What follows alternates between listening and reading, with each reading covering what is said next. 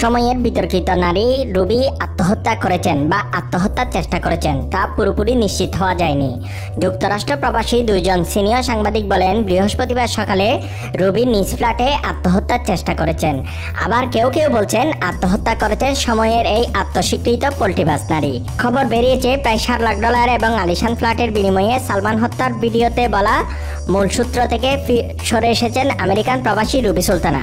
নিজেকে পোল্ট্রিবাজ সম্বোধন করে রুবি বলেন, গত 2 সপ্তাহ ধরে আমি মানসিকভাবে অসুস্থ ছিলাম। যা বলেছি তার কোনো ভিত্তি নেই।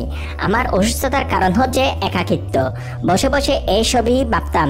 আমি যে অসুস্থ সেটা আমার পরিবারের সবাই জানে। আমি যা কিছু বলেছি তার কোনো ভিত্তি নেই, সবই মিথ্যা। জানা গেছে সবকিছু নিয়ন্ত্রণ করেছেন আমেরিকান প্রবাসী কয়েকজন প্রভাবশালী এবং বাংলাদেশ থেকে সালমানের সাবেক শ্বশুর শফিকুল হক হীরা এবং সামিরার বর্তমান স্বামী মুস্তাক ওয়াইস। বুধবার বিকাল 4:45টায় ফেসবুক লাইভে এসে এসব কথা বলেন সালমান শাহ হত্যা মামলার অন্যতম আসামি আমেরিকান প্রবাসী নারী রুবি সুলতানা। গেল সোমবার সকালে তিনি ফেসবুক লাইভে এসে বলেছিলেন, সালমান খুনের বিষয়ে আমি সব জানি। যেভাবে হোক আবার যেন মামলার তদন্তের ব্যবস্থা করা হয়। আমি যেমন করে হোক আদালতে সাক্ষী দিব। নিজেকে তখন খুবই গর্বের সাথে পোল্ট্রিবাজ বলেন রহস্যময়ী এই নারী। আর আজ এই বৃহস্পতিবার হঠাৎ করে খবর বের হলো এই পোল্ট্রিবাজ নারী আত্মহত্যা করেছেন।